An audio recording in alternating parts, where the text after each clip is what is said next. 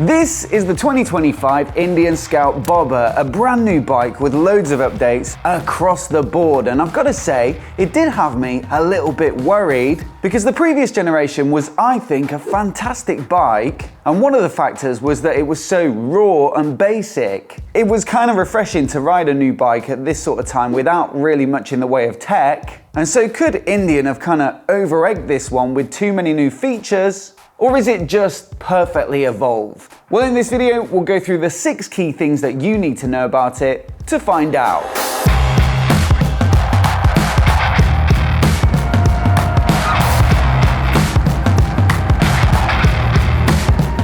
Now, one of the things that I really am glad they've stuck with is the sort of overall aesthetic of the bike. And if you are familiar with the previous generation, you will recognize that it is basically the same formula, but I think they've just tweaked it to make it a little bit better. You'll recognize, for example, this headlight nacelle. They had something similar on the previous gen. Also the big, fat, chunky front wheel. And combined with that really long low stance and the super low saddle, it really is a very similar silhouette. 2 things that I like that they've changed though would be the shape of the tank. I do like this slightly more, perhaps modern take on the tank, especially in this brown paint job that's available with the graphics. But more importantly than that, I think, is the fact that they've changed the radiator and really slimmed down the surround, because it did kind of dominate the look of the bike of the previous generation, especially from the sort of front 3/4, and maybe it did detract a little bit from the slightly retro-inspired vibe. This one, much more slim and much more subtle, and so like I say, it's very much a similar bike, which I think is a good thing, but they've just refined it.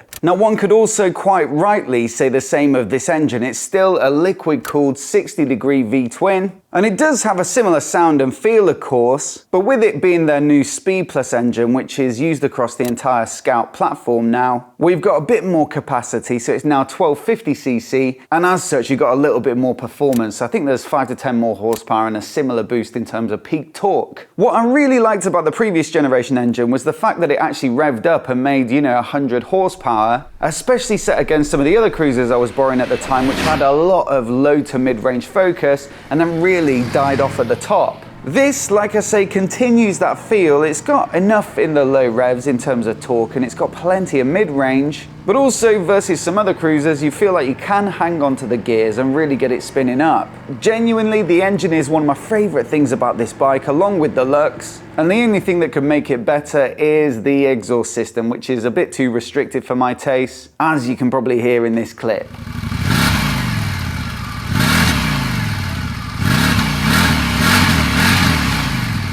Now, considering it was pretty much redesigned from the ground up, the chassis is pretty much the same in terms of how it feels to ride, because it does fit that cruiser mold with the really long and low stance and also that relaxed angle at the fork. It's not a true heavyweight, this bike, at 246 kilograms wet, but it is heavier than your average naked bike or retro. And so yeah, naturally with those sort of dimensions, it's going to bias a little bit more towards straight line stability than it is flickability and agility. Braking, well, you've still got a 2-pot caliper up front on a single disc, so it does require a little bit of rear brake in order to get it to stop quickly. But like I say, these are all things that are very much part and parcel of the cruiser genre. And so if that's the sort of riding style you like, then this will be your cup of tea. And I don't think anyone's looking at this thinking it's going to handle like a Panigale. The suspension is upgradable. There is a kind of fancier pair of shocks in the accessories catalogue, and so that might be something I'd look at because I find it quite firm and there's not much travel to play with either. But look, this bike isn't ever going to want to be like rushed into a corner, and so if you're happy to more so waft along, then you can still have a really good time. Now, I already mentioned that this is a pretty low bike, and it really is at 665mm in the seat. Certainly very low for the entire motorcycle market, and even I'd say quite low for a cruiser style bike. Thing is though, if you're someone who's really concerned about getting their feet down, then you have absolutely no worries on this bike, and even at my height at 5'9" or 175 centimeters,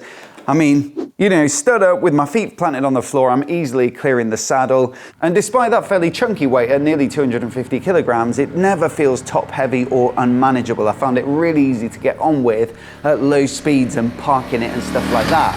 As for the bar position, well, this is on pretty much, I think, the lowest rises you can get as standard, and it's got a fairly regular shape of handlebar. But there are lots of other options in the accessories catalog, and that's a big thing with this update. They've really tried to make it customizable and versatile, and so you'll probably be pretty impressed if you have a look at the configurator as to just how many different layouts you can get for the bars and risers. Then on this one, we've also got the forward foot controls, which I think are fitted as standard. And for me, that's something I'd certainly be looking to swap out, because you can get a mid control which sits more so around the middle of the engine here. I mean, you know, I said it's not a particularly sporty handling bike, but the engine does make you want to ride it quite fast. And I just think if you had the option to support your weight a little bit more with your feet slightly further back, then maybe it would feel more enjoyable through the corners and like you're in a more sporty riding position. The bars I'm really happy with though.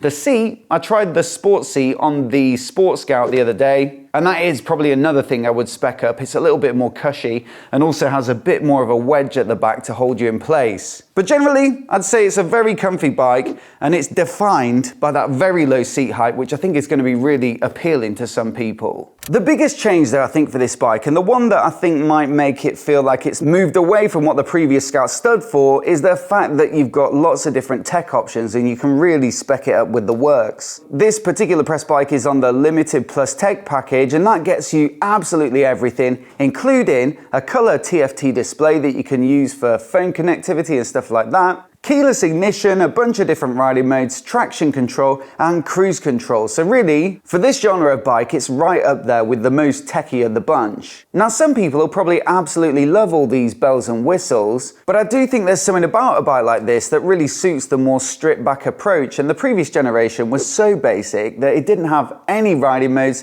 didn't have traction control, didn't have a slipper clutch or anything like that, and it was just ABS. And I reckon they probably only put that on because they legally had to. But look, what I will say, and what I think is an absolute masterstroke that I wish more manufacturers did, is that you can actually choose from 3 different levels of tech, and they go from really quite basic right up to this model. The standard bike gets an analog dash, it's got keyed ignition, no riding modes, no traction control, just ABS. And then on top of that, you've got the limited pack, which keeps the analog dash, but adds in the rider modes, traction control, and cruise control. This, like I say, is the Limited Plus Tech, so it gets you the keyless ignition, the TFT dash with the nav built in and the connectivity. And I should also flag up that you could buy the base bike and individually configure some of those specific features. So if you just wanted cruise control but not the riding modes, for example, you wouldn't have to get the limited pack. You could just get the base bike and just fit cruise control. For me, I'd probably go for that middle model, the limited, because I do like the simple dash and how it suits this kind of bike. But I tried out the sports mode and it really does liven up the throttle response, which I think really suits the engine.